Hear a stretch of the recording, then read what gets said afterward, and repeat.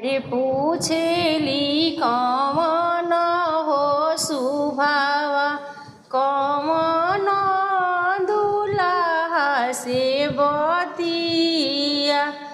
अरे काथी के सिनोरवा प्रभुजी काथी के हो ढाकनावा।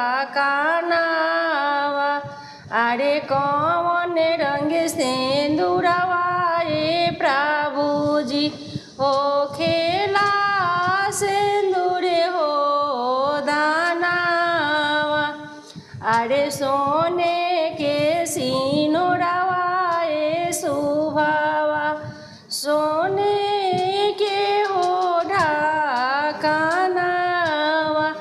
अरे पियरी सिंदूरवा सुभावा हो खेला सिंदूर हो दानावा।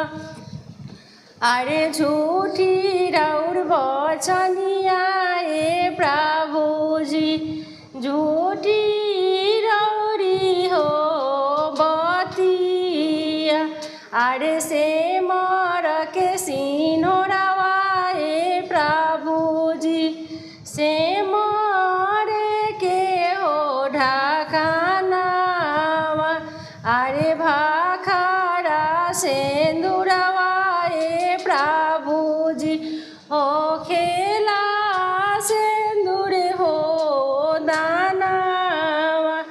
अरे भाखरा सिंदूरवा प्रभुजी हो खेला